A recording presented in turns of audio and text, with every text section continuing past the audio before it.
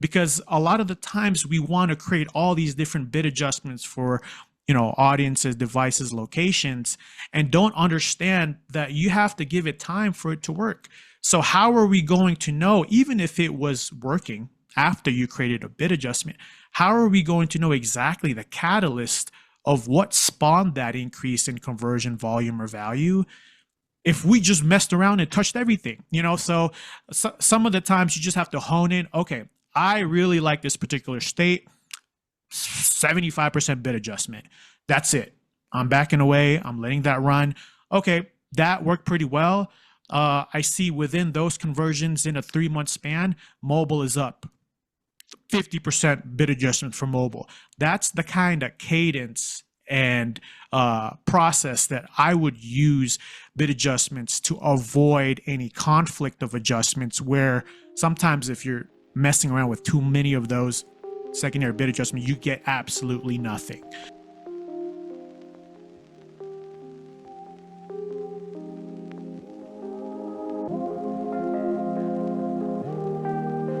Welcome back, guys, to another episode of the PPC Cave with me, Ryan Fenton, and my co-host, Gene Villanos. Today, we're going to be talking all about secondary level bidding adjustments and when to use them, why you should use them, and everything like that. So, Gene, how are you today? You well? I am well. It is a beautiful Thursday here in sunny Denver, Colorado. What about you, Ryan? How's your day going? Not as good as you, probably, because it's grey skies outside. This British summer that everyone has been saying is coming is still not here yet. It's just been grey skies, murky, typical British weather. So, yeah, I'm not really happy about that. I'd much rather be in sunny Denver, Colorado, to be honest. So, yeah, but ready for this episode. So, I'm happy to get stuck in. And basically, today we're going to be talking about, like I said, what are secondary level bidding adjustments? Why do we use them? And we're going to go through the pros and the cons and the benefits and, all the good stuff. So first off, what do we mean when we say secondary level bidding adjustments in Google Ads? I'm talking about audiences. I'm talking about ad schedule, I'm talking about devices, locations, all of these things that, we kind of sometimes miss when doing our analysis. Well, at least me and Gene don't, but you might not instantly go to them. If it's lead generation, you're focusing a lot more on keywords and search term reporting, adding negative keywords and things like that. If it's e-commerce, you're focusing more on product optimization, what can be done inside Google Merchant Center, things like that, focusing on what your return on ad spend is, all of that. But behind the scenes are people searching through different devices. Behind the scenes are people searching at different times of the day, different days of the week. So all of these things have to be taken into account. So that's what we mean when we say, what are secondary level bidding adjustments? Audiences, ad schedule, devices, locations. And why do we use them? Because, well, we want to funnel the budget towards what's working and ultimately take the budget away from what isn't working. If any of you have ever had an audit done from me, that is kind of my motto, is we always want to funnel the budget towards what's working and take the budget away from what isn't working. We want to scale the things that are profitable, reduce wasted ad spend where possible. And ultimately, we want to have more control over where, we, the advertiser, want to allocate the spend. Certain campaign types such as performance max and things like that, we don't have that control. We can't change ad scheduling bids, device bids, things like that. Google takes care of it for us as part of their algorithm. But ultimately, for search campaigns, for standard shopping campaigns specifically, and on certain bidding strategies, you can go in and you can add bidding adjustments, whether positive or negative, to increase the budget flow towards what's working and things like that. So that's what we're going to be talking about today. I'm going to leave it there. I'm going to pick things up in a bit. I'm going to let Gene go through his topics and I'll chime in afterwards. Yeah, thanks for that wonderful intro, Ryan. I just, appreciate you always setting me up beautifully. But yeah, I mean, today is episode 27 and we're talking about secondary bid adjustments, when to use them, how the efficacy is in your particular phase of Google Ads. And, all these things are really important to first understand before you could even make a decision. A lot of the times we go into making a particular optimization in a Google Ads account just because we think we should be doing something, when in reality, sometimes it's just better for us to observe and wait. So, I mean, first of all, when will secondary bid adjustments not work? I think this is really important because a lot of the times I've done this. I don't know if Ryan has, but I've, early on into my Google Ads career and journey, I'm trying to do all these things. I'm seeing these beautiful locations, maybe a particular state here in the US that's, heads and shoulders above every other state in regards to return on ad spend or conversion value and conversion. And I'm like, I need more of that. So I'll go in and, do a 5% bid adjustment or 7% bid adjustment, or even, 50% bid adjustment on something that on a campaign that I have on an automated bid strategy. And that is a huge no. One instance where secondary bid adjustments will not work is if you have the following automated bid strategies: target CPA, target return on ad spend, max conversion value, enhanced CPC. The reason for that being is you are trading your control, your manual CPC or your manual control bid strategy for the algorithm, so that the algorithm can make decisions of when to increase bid, how the frequency of bid on a search term or on a product or for a location or for a device. You're basically trading in all of your control once you switch over to an automated bid strategy. And that includes your ability to mess with the bid adjustments for audiences, location, devices, things like that. So one, spot where you won't be able to really utilize bid adjustments is if you've switched over to an automated bid strategy. And another place is if you're using Performance Max or Smart Campaigns, as that's pretty basic. We understand there's not really an option to do that.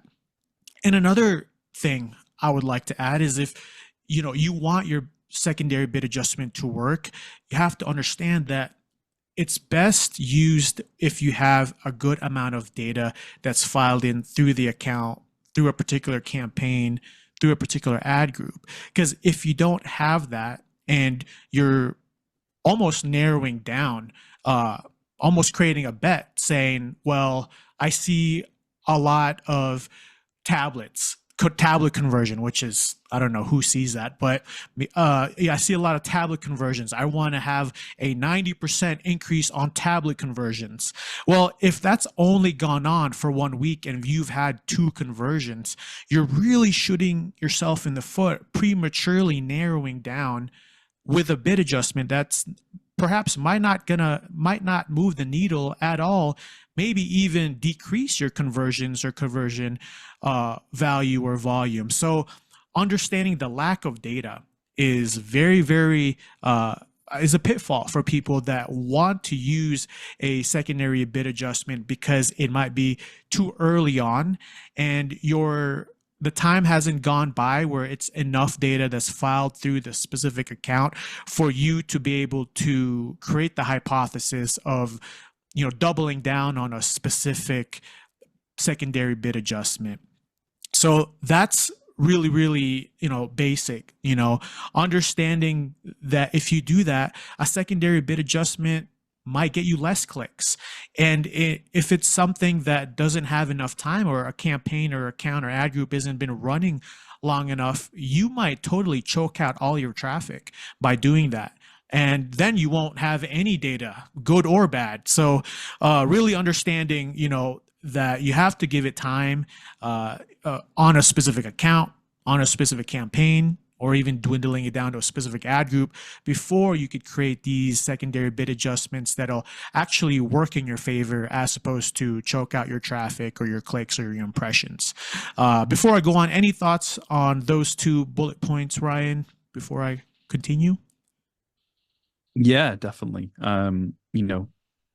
Larger time scales. It's pretty much what I was going to say later on anyway, as part of my notes as well. But, I agree completely. You ideally need a large data period to, use secondary level bidding adjustments. You can't be doing this on a 7 day look back. You can't be doing this on a 14 day, on a 30 day. I wouldn't even say a 30 day, like looking at the last 30 days and then basing bidding adjustments on that data is too small of a time frame. We need to be looking at least 90 days, 3 months worth of data, maybe even 6 months worth of data as a good rule of thumb. I always say to have around 50 to 100 conversions at least before you start adding secondary level bidding adjustments. And it's funny because we always use the stock market as a bit of an analogy for Google Ads, and it's so true in many different aspects. There's so many different charts that you can look at. You can look at the hourly chart, you can look at a 5 minute chart, you could look at a day chart, and you can start trying to say, well, I think the market is going to go up, so let me invest now, while the price is low. And then, all of a sudden that could turn and it could drop even lower, or, it could go higher. You don't know. The market moves in mysterious ways. And same with Google Ads. You need that kind of large data set to base these decisions from in order to get the most impact and effect from it. Otherwise, you're looking at 7 days and saying, okay, well, I need to add a minus 25% bid adjustment to like devices or something like that. You could be doing more harm than good. So you want to have clear data to make informed decisions when adding secondary level bidding adjustments. Yeah. Absolutely. I totally agree with Ryan. And I think, perhaps sometimes we get this whole secondary bid adjustment topic absolutely wrong. It's a lot of these points that me and Ryan are going to go through today are going to basically debunk all the myths, or maybe you're just uninformed with how secondary bid adjustments work. But I think it's really important to lay that groundwork, as Ryan was just discussing, to make sure that we can use this in an optimal manner or way. Moving on with me, another time that secondary bid adjustment just won't work or won't be optimal for your account is if you're doing too much, basically, or you have conflict of adjustments. We see, device, location, and audiences, and it's almost like a shiny new coin or a new toy. We want to just toggle up and down or ratchet up and down. But, when you have all these different adjustments that you can make on a manual account or campaign, and you begin to do 5% bid adjustment for Las Vegas, and then 30 bid adjustment for Texas, and then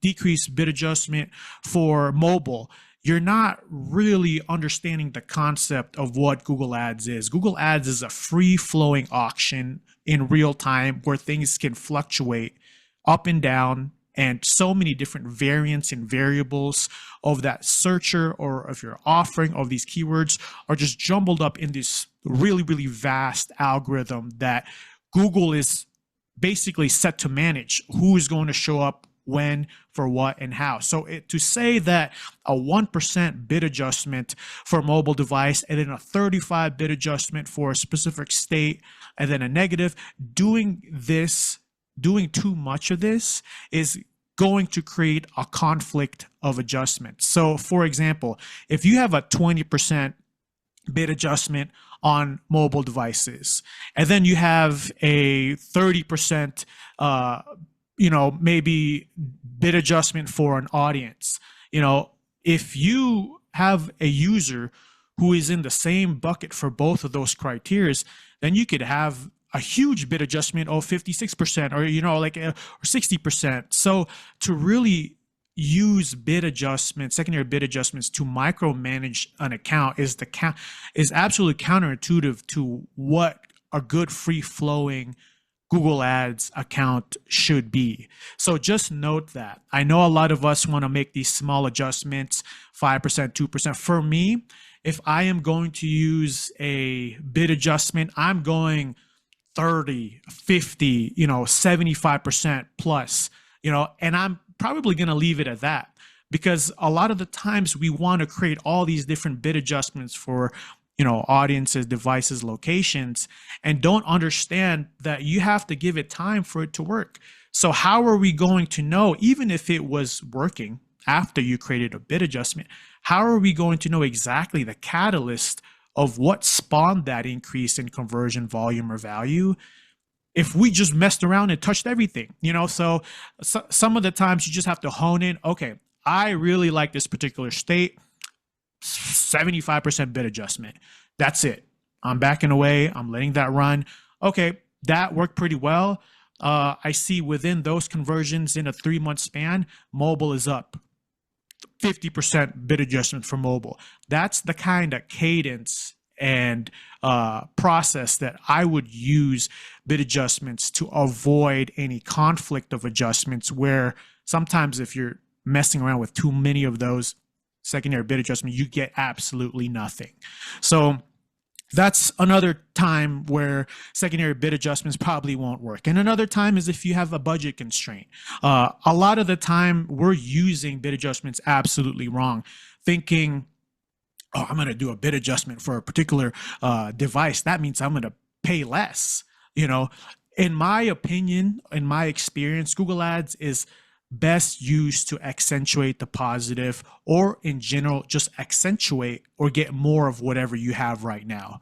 So if you're not dialed in and you're, creating a bid adjustment and you're not looking at the actual budget that's being dispersed, perhaps not even increasing it, then you're not giving that specific bid adjustment its fair shake, right? So for me, I use secondary bid adjustments to enhance what you're already getting.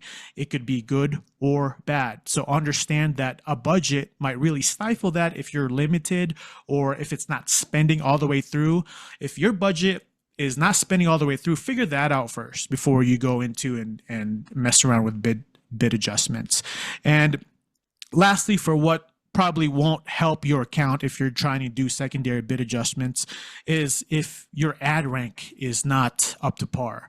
And we could take a look at search lost impression share due to ad rank, and see that is the very basic. You shouldn't even be looking at any bid adjustments if your quality score, your ad rank, just your relevancy isn't dialed in. So understanding those points before you move into looking to use secondary bid adjustment is really important. Any thoughts, Ron, before I move into the second part?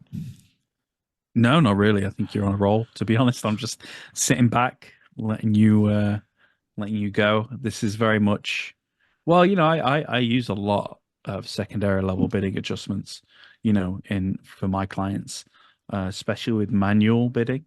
But also when I do audits, I do a section where I cover ad schedule, locations, devices, the main ones, and I'll usually report on those.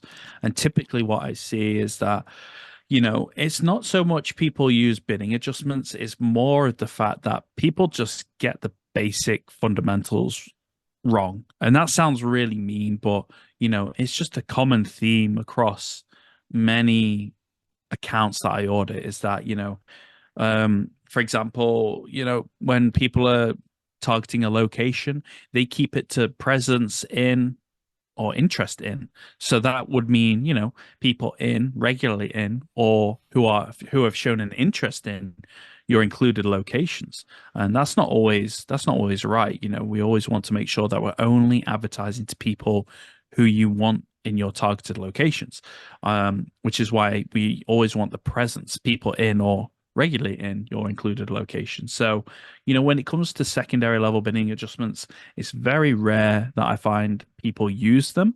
It's more about just getting the basic fundamentals wrong. But I think that's another story and another episode for another day, I think. So, yeah, honestly, you're killing it right now, dude. I'm just sitting back letting you roll, because I'm not ready. I'm gonna have like one thing to say when you're all done. Oh, So man. yeah. Appreciate you. Thanks, man. I appreciate the vote of confidence there. But yeah, moving towards when will secondary bid adjustments work? I mean, the short of it is just flip all of the previous points that I just mentioned. I do want to give Ryan time here. I don't want to hog the mic, but I just want to tell a story of one of my oldest clients. It's a water filter company, and they're actually based out of California. So uh, I was running a manual shopping campaign, and I saw that there was a very, very high conversion value, conversions, return on ad spend for California. And I did a 90% bid adjustment on that. And the budget was pretty high. Everything was good. And, lo and behold, I saw an increase for California on that specific shopping campaign. And, that's an experience where it worked, but for me, looking back at it, we always say that hindsight is 2020. That was a no-brainer because even to this day, I still have them. It's almost, I would say, 90% of all conversions come from California. So what do I want to get to when it comes to that, a little anecdote and story? Well, my biggest thing is if you're looking for a secondary bid adjustment to test, understand that you should come up with almost all the objections in your head not to test it first. And once you've run out, go for it. And how do you do that? How do you deduce understanding when it's time to create a secondary bid adjustment? Well, first off, if the data on the back end, if you use Shopify, Wix, Squarespace, whatever, WooCommerce, matches the type of conversions you're getting on Google Ads. So I was getting, even without Google Ads, I was getting a lot, like I said, 90% of conversions on Shopify, organic, on different platforms other than Google, social, were coming from California. So marrying those two metrics from basically your offline versus your actual Google Ads conversions, then that negates all the objections for me to create a 90% bid adjustment for one location or one state. So I think that's for me, I take it very, very not lightly when it comes to a bid adjustment, because for me, I have to make sure that all the objections are answered, and what I'm seeing on the back end organically or elsewhere from Google Ads matches what I'm also getting from Google Ads. And it just goes back to the point of, your secondary bid adjustment is not going to fix poor ad quality, irrelevant keywords, bad landing pages. That's something that's fundamental, and if anything will accentuate that. If you do have a secondary bid adjustment that's not implemented properly, it'll be worse for you. So be very careful when you use it, but on the other side, it could be very, very useful. And to Ryan's point, I kind of want to ask you this. Do you tend to use more of bid adjustments, secondary bid adjustments, on your e-commerce clients or lead gen clients? Good question. It doesn't really, matter so much, I think. I use them for both, really. I don't think it's more one or the other. I think it's about the data, So I probably, in some accounts, I use more secondary level bidding adjustments than I do in others. But it doesn't matter if it's lead generation or it's e-commerce. It's what the data is saying to me. If we're spending all of this money, all of this budget on this one search term or this one keyword, and we're not seeing a return, then I'm going to either pause the keyword, I'm going to add well, that's different, isn't it? That's more keyword management. I'm getting carried away. But for example, it could be that, okay, well, we're spending, like you said, to take your example, we're spending all this money in one location, and we're just not seeing a return. So I'm going to add a negative bid adjustment there for that specific city, because, okay, we spent X amount, we've had one conversion, it's not profitable. Okay, well, let's give all the other locations a chance to run. I had that recently with an e-commerce client. We'd spent all the budget in London. We had like one or two conversions, but the ROAS was terrible, really, really bad. So I added a negative bid adjustment there to stop the leak from happening, basically, and allocate more budget to other cities in the UK. There was a couple standout winners as well. And I think that was Bristol and Chester here in the UK. So I wanted to allocate more spend to those. But same with lead generation. For a HVAC client that I've got, obviously, it's gonna be mobile phones where people are calling up and they're saying, our AC unit is broken. Can you come out and fix it? No one's really, you know, unless they're at work, no one's really going on their computer. No one's really going on their laptop and leaving lead forms so much. Everyone wants to phone someone and say, "Can you come out now and fix the problem?" So that's where I would add positive bid adjustments to mobile phone, negative to computers and things like that. So yeah, it doesn't really matter if it's lead generation or online retail e-commerce. It's more about what the data's saying to me. But do you agree or? Yeah, I mean, like I don't have extensive lead generation experience, so I don't really have room to speak confidently on that. I think the only thing I could kind of look at is what I have in my notes is the nature of what e-commerce is.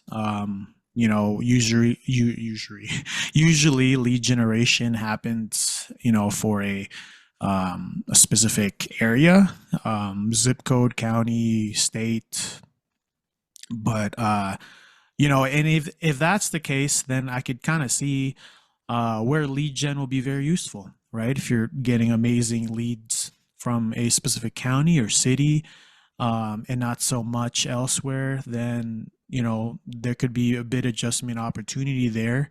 As for e-commerce, a lot of the clients that I have at least are servicing or for the whole United States, which is a very vast you know 50 different states. So that's, and sometimes internationally, where they're doing all of Europe and the United States. So for the nature of the business of e-commerce is a global, almost a vast majority of people. It's really hard to micromanage with bid adjustments on the location side. But Ryan brings up a good point that there's also devices and audience where e-commerce can really thrive, because if you have a specific affinity, or even if you're looking to specifically remarket to people that have been to your website already through your Google Analytics, or some that haven't converted, to be able to segment that through audience bid adjustments on the e-commerce account is really, really helpful. So yeah, I do agree with Ryan. Like I said, I don't really have extensive lead generation experience to really speak on it yet, but hopefully one day I will. But yeah, and another thing before I wrap up here and let Ryan go, speak on his points. If you were to do something like this, I suggest, creating an experiment, right? Create an experiment before you go through with it. Even if you're testing a specific audience, right? You'll have one audience that doesn't have, or no bid adjustment, versus a specific audience that has an aggressive bid adjustment. Do an experiment through that, or create an experiment and do it that way, so that you're able to kind of have more control. But yeah, I think there's a lot to unpack here, and it's really important to understand the fundamentals and basics of how and when to use secondary bid adjustments. Go ahead, Ryan. It's all on you now. I haven't really got much to say. I think you've done such a great job of covering this episode, really the ins and the outs of secondary level bidding adjustments. So for me, it's more just, rehashing what you've already said, I think, because you've really done a good job. So I pretty much agree with everything you've said. You did really good. I guess just a few things from me. Secondary bidding adjustments combine. A lot of people don't know this, and I think Gene touched upon this earlier. If you add a 10% negative bid adjustment to computers, if you add a 20% negative bid adjustment to an audience segment, and then if you add a 5% negative bid adjustment to a location, that's not like you've added 10% here, you've added 20% there, you've added 5% here. That actually combines to be a 35% negative bid adjustment. So don't be fooled into thinking, we're just doing little changes and optimizations here and there. Because think about it, if you've got someone who is in Denver, for example, where Gene is, and they're searching on computers and they're in a specific audience segment, all those bidding adjustments are going to combine to add a 35% negative bid adjustment to that person in Denver who's searching on computers, who fits that audience segment. So you're turning a lot of people away. So just be wary of that. That, when you add small bid adjustments, they build up, they combine to the overall value of what it is. So I just wanted to give a bit of clarity on that.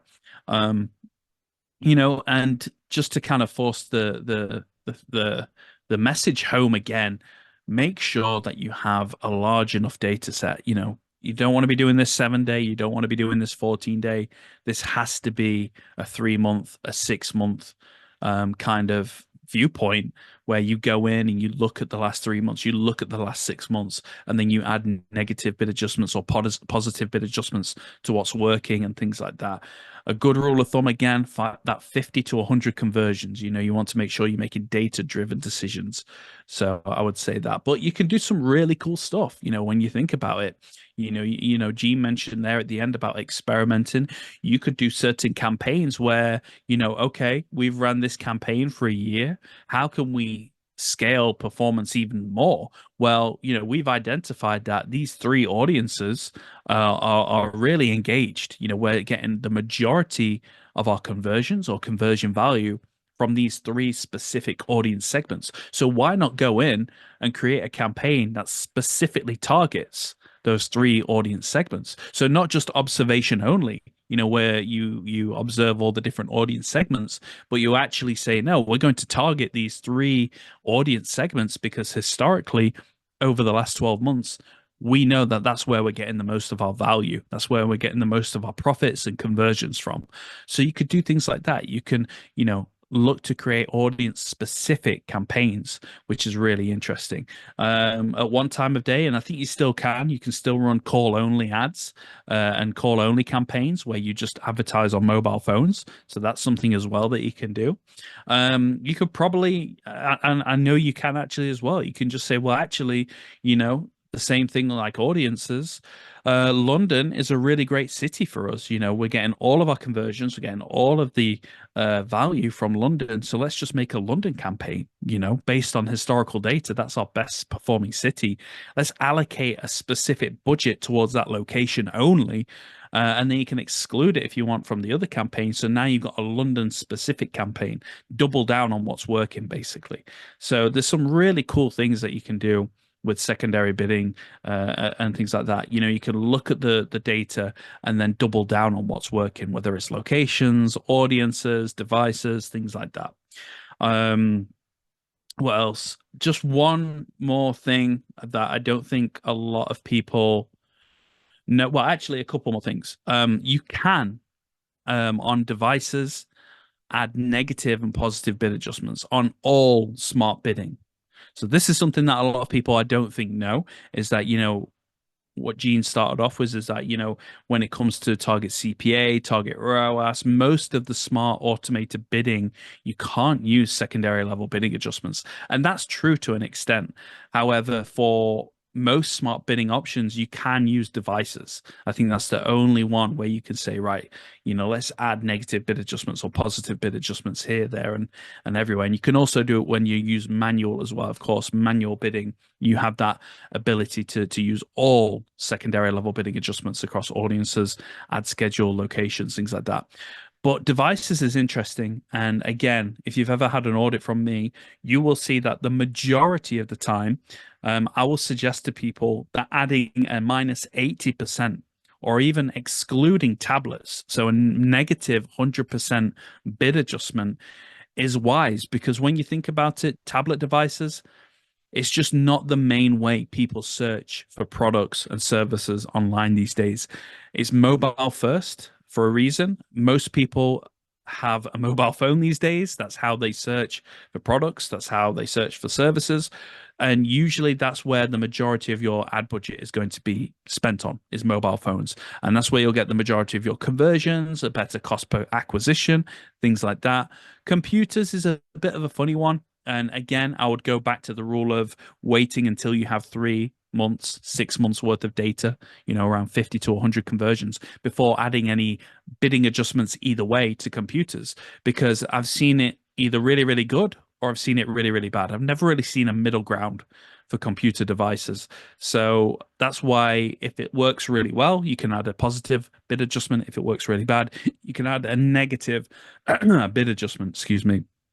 So yeah, that's what I would say on that point is devices is the only one that is available for all smart bidding options. So make use of that where possible. But Gene's done such a great job with this episode. I think he's touched on a lot of the points. So I'm going to leave it there. Gene, any thoughts on what I've said or? Yeah, are you gonna go through your famous ad schedule You bid know about strat? that? Did I Or tell you that? yeah, you told me a long time ago. I still use Did it. I? You still Yeah. use it? Not many people use it. I'll explain that one then. So it's not actually. I wanted. Oh, I should take credit for it, shouldn't I? But I should probably give credit to where credit's due. So I had a conversation with another marketer years ago, 3, 4, 5 years ago, and she was really great, really fantastic. And she actually was walking me through certain things. And this was really, I knew how to do Google Ads back in the day, back then, but this was just like an extra, like, oh wow, like I'd never thought to do this before. And then I kind of took it as my own, and now I'm giving her credit. So credit where credit's due, right? But what she would do is she would break down the ad schedule and segment it 4 hourly. So if you go to your ad schedule now on Google Ads, you'll see just bars across the screen, right? So it'll say Monday, Tuesday, all the way through to Sunday, and it's just long bars across the screen. What I like to do, and what I was shown to do by this woman, is that offensive? I don't want to be really mean and be like this one, what I mean, this person, but each to their own, I guess. So it's like she said every 4 hours. So 12 at midnight till 4 a.m., 4 a.m. till 8 a.m., 8 a.m. till 12 p.m. midday, 12 p.m. till 4 p.m., 4 p.m. till 8 p.m., 8 p.m. till midnight. And what you're doing there is you're cutting it up. You're segmenting your ad schedule. So now you've got segments, I think of 6 or 8, I forget, and you can have more data to work with. You've got more data to analyze. You might see that between the hours of, say, 8 a.m. and 12 p.m. midday on a Monday morning, you're getting a lot of clicks. You're spending a lot of the advertising budget, but you're just not seeing any conversions. So what you can do on manual bidding, and this is really only for manual bidding, is you can pull back, you can scale back and say, okay, I'm going to add a negative bid adjustment here of minus 10%, minus 20%, 25%, whatever you want it to be.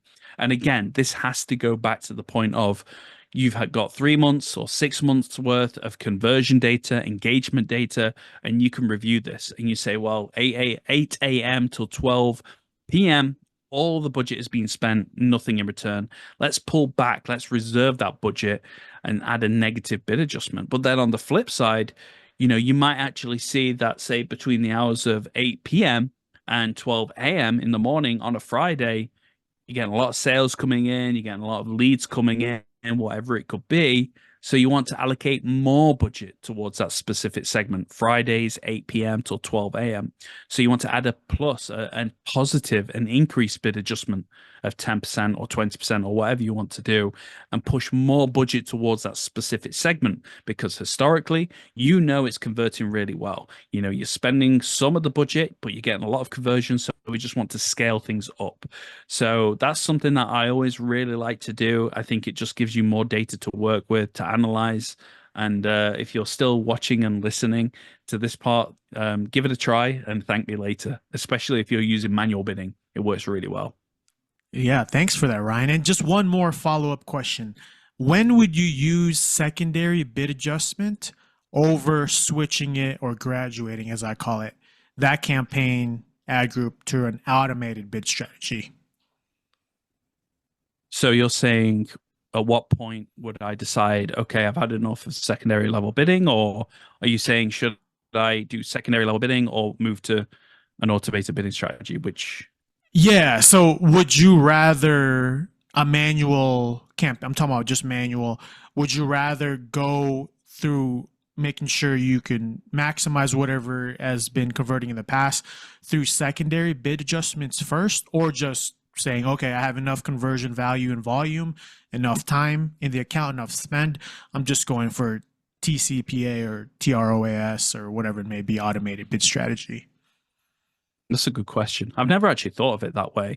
It's always been a bit of a byproduct of just my normal routinely checks and optimizations. I'm talking about secondary level bidding adjustments. Like, every 3 or 6 months I'll go in, usually every 3 months I'll go in and do a mini audit, and I'll look at all the search terms, I'll look at all the keywords over the last 3 months, and then that's when I really start to look at locations, devices, ad schedule.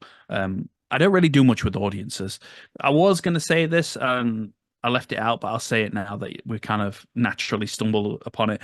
I don't really do much with audiences. I like to observe audiences to keep an eye on them because seasonality plays a huge impact, and people change as well.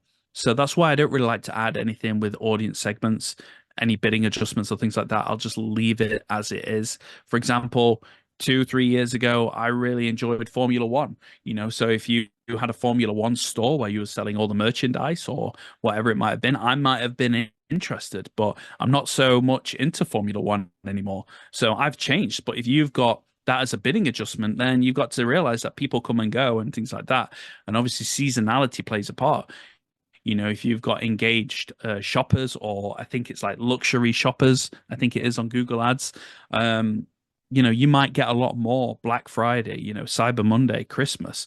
But then actually, what, where we are now in summer, it might die down. But if you've got a plus 25% bid adjustment on that, it's very risky, in my opinion. So I don't really like to do anything with audiences. But coming back to it, I do it as normally as part of my optimization kind of routine. Just, okay, where I've been wasting money, where can I save money, where can I cut any trim any of the fat type of mentality, and do that. So I know it's not really a question of, okay, am I ready to, throw the towel in and switch over to automated bidding? It's more of, I'll do all these things anyway. And then once we start having those conversions come in, because we're feeding accurate conversion volume back to Google on a consistent basis, that's when I'll usually switch over to automated bidding, because it takes the pressure off a little bit. It's kind of like, I've shown you what conversions look like for us. Yeah. I've shown you them in abundance. Yeah. Like consistently over the last 3 months, I've given you 30 conversions or more per month. So I might as well make use of target ROAS. I might as well make use of target CPA or something like that, because now you know what a conversion looks like for me.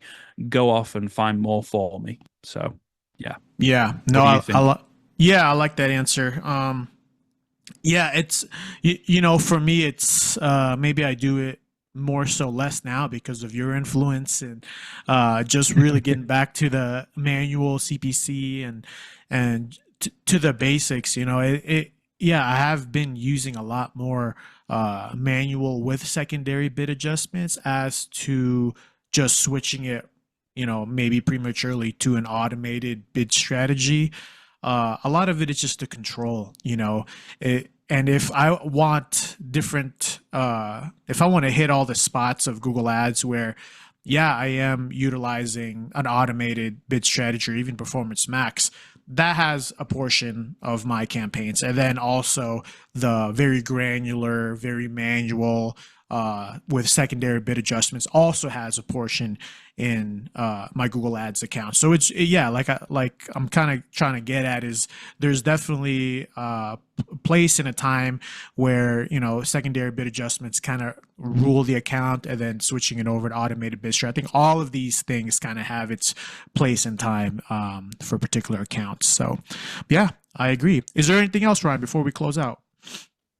No, I think it's interesting. Secondary level bidding adjustments, they're becoming less popular as they once were, because obviously control is being taken away from the advertisers' hands and fingertips.